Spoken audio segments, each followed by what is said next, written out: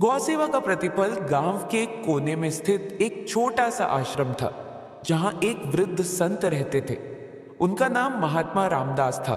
वे जीवन भर गौसेवा में लगे रहते थे। उनके पास केवल एक गाय थी, गंगा। रामदास जी उसे अपनी संतान की तरह प्रेम करते थे। हर दिन वे उसे ताजा चारा खिलाते, उसके शरीर पर हाथ फेरते और उसे स्नेहपूर्वक पुकारते। गांव वाले महात्मा रामदास की श्रद्धा को देखकर कभी कभी हंसते तो कभी उनकी निस्वार्थ सेवा की सराहना करते। परंतु गांव का एक धनी व्यापारी सेठ गिरधारी लाल हमेशा उनका मजाक उड़ाता था। वह कहता, संत जी, यह गाय तुम्हें क्या देगी? न व्यापार बढ़ाएगी, न सोना उगलेगी। इसके बजाय इस उम्र में आराम करो। लेकिन महात्मा रामदास केवल मुस्कुरा देते और कहते, गाय सेवा का फल समय आने पर अवश्य मिलता है बेटा। एक बार गांव में भीषण अकाल पड़ा। तालाब सूख गए, खेत बंजर हो गए और लोगों को भोजन के लाले पड़ गए। गिरधारी लाल का व्यापार ठप हो गया, उसकी सारी फसलें नष्ट हो गईं। वह निराश होकर संत रामदास के पास पहुंचा और बोला, महात्मा जी, अब क्या करें? पूरा गांव संकट में है। महात्मा रामदास ने शांत स्वर में कहा, गाय माता का आशीर्वाद मांगो, गौ सेवा करो। गिरधारी लाल को यह अटपटा लगा, लेकिन कोई और उपाय न देखकर उसने अपने घर में एक गाय पाल ली। वह रोज उसे रोटी और चारा देने लगा। कुछ ही दिनों बाद एक चमत्कार हुआ। गिरधारी लाल के घर का कुआं फिर से जल से भर गया। धीरे धीरे गांव में वर्षा होने लगी और खेतों में हरियाली लौट आई। गांव वाले समझ गए कि यह गौ माता का आशीर्वाद था। उन्होंने मिलकर गांव में एक गौशाला बनवाई और नित्य गौसेवा का संकल्प लिया। गिरधारी लाल ने महात्मा रामदास के चरणों में गिरकर कहा, महात्मा जी, अब मुझे समझ आ गया कि गाय सेवा केवल एक धार्मिक कृत्य नहीं, बल्कि जीवन में सुख समृद्धि का आधार भी है। चलिए सुनाते हैं दूसरी कहानी। गाय की कृपा से संकट मोचन गंगा किनारे बसा था एक सुंदर गांव, जहां रामू नाम का एक गरीब किसान रहता था। उसके पास थोड़ी सी जमीन थी और एक पुरानी झोपड़ी। उसके घर में बस एक गाय थी, जिसे वह माता समान मानता था। रामू दिन भर खेतों में मेहनत करता और शाम को घर लौटकर अपनी गाय गौरी की सेवा करता।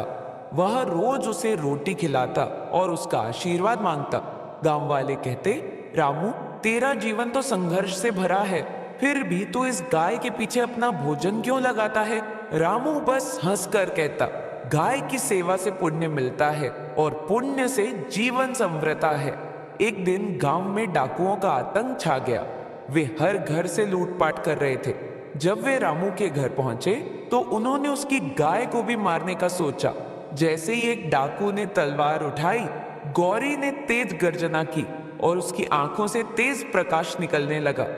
डाकू भयभीत होकर पीछे हटे और देखते ही देखते अंधे हो गए। डाकुओं के मुखिया ने भयभीत होकर कहा, यह कोई साधारण गाय नहीं है, यह तो साक्षात गौ माता है, हमें क्षमा करें। रामू ने अपनी गाय को गले लगाया और डाकुओं को गौ सेवा का महत्व समझाया। उन्होंने भी पश्चाताप किया और संकल्प लिया कि वे आगे से गौ सेवा करेंगे। इस घटना के बाद गांव में गौ माता की पूजा और भी बढ़ गई। रामू का जीवन भी बदल गया। उसे अच्छा खेत मिल गया, फसलें लहलहा उठी और उसका परिवार समृद्ध हो गया। गांव वालों ने यह देखकर कहा, गाय माता की सेवा करने वाले की रक्षा स्वयं ईश्वर करते हैं। चलिए सुनाते हैं तीसरा कहानी, गंगा गाय और भक्त की परीक्षा। गांव के किनारे एक मंदिर था, जहां एक वृद्ध ब्राह्मण नित्य पूजा अर्चना करता था। वह गायों की सेवा में विशेष रुचि रखता था और अपनी हर रोज की रोटी का पहला टुकड़ा गंगा नाम की एक सफेद गाय को खिलाता था। लोग उनकी श्रद्धा को देखकर प्रेरित होते, लेकिन कुछ लोग इसे व्यर्थ मानते।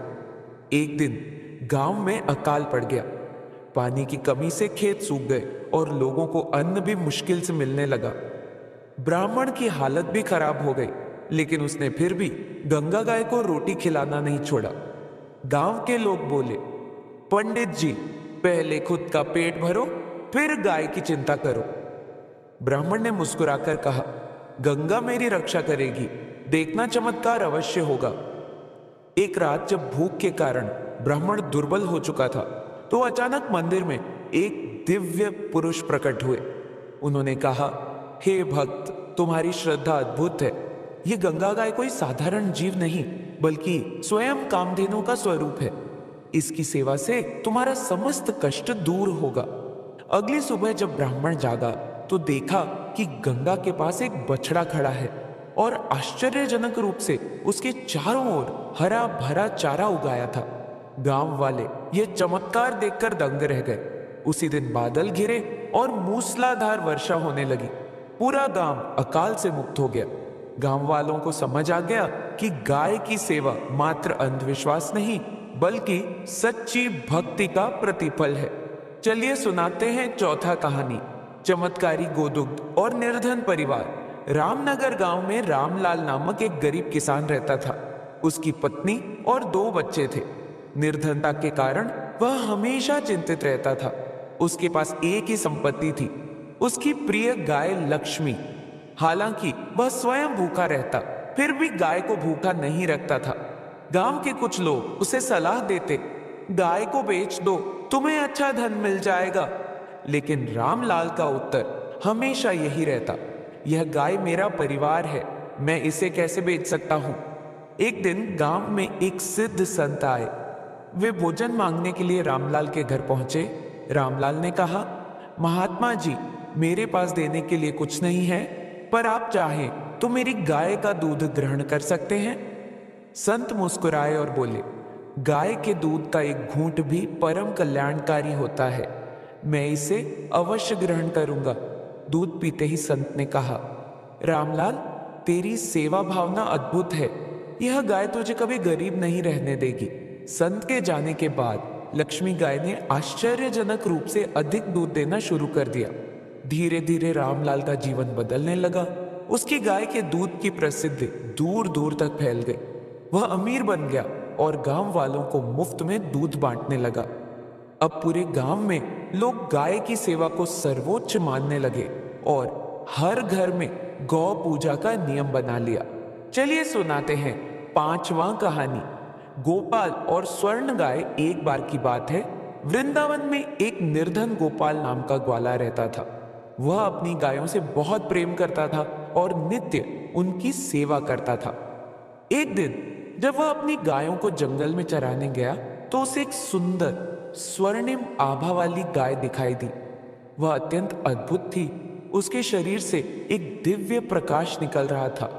गोपाल ने सोचा, ऐसी गाय मैंने पहले कभी नहीं देखी।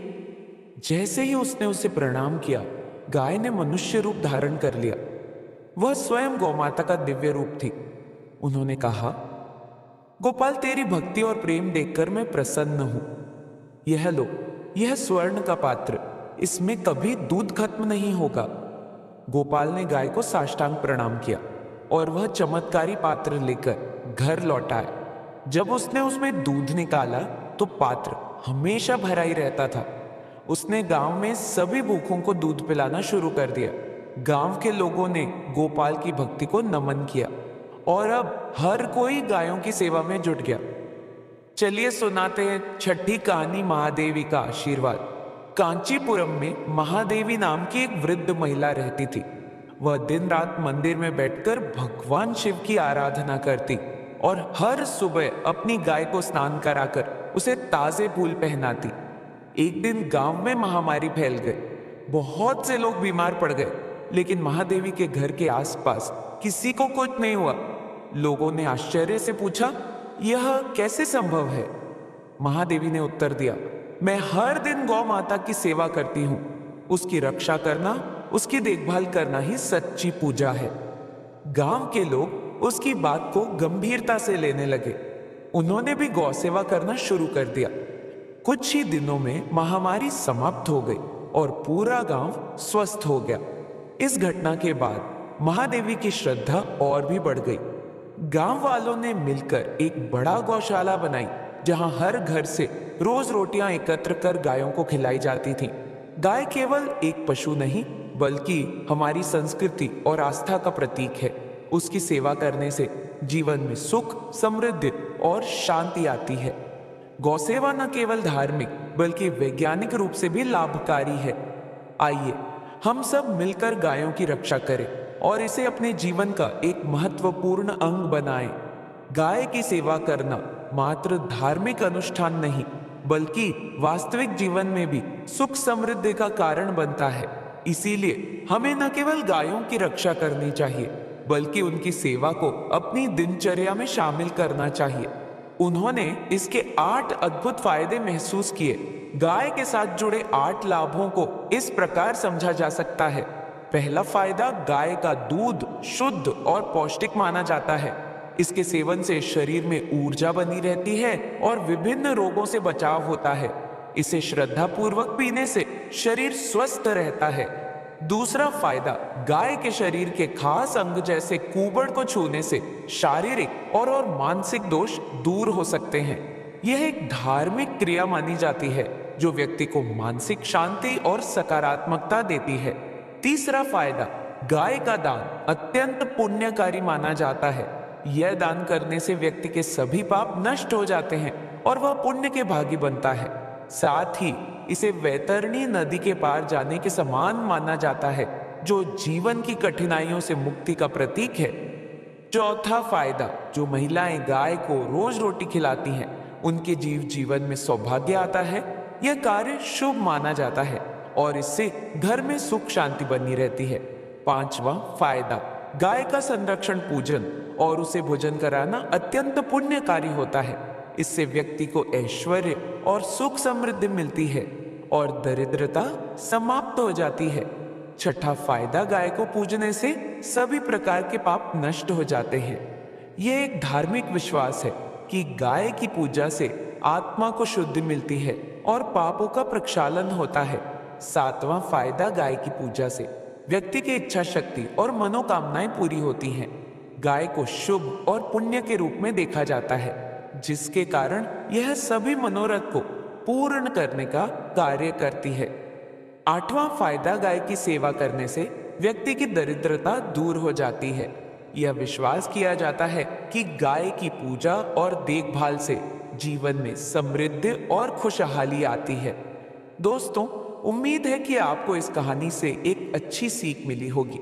यह कहानी आपको कैसी लगी हमें कमेंट बॉक्स में कमेंट करके जरूर बताएं और साथ ही इस कहानी को अपने दोस्तों के साथ जरूर शेयर करें ताकि उन्हें भी इस कहानी से कुछ सीखने को मिल सके।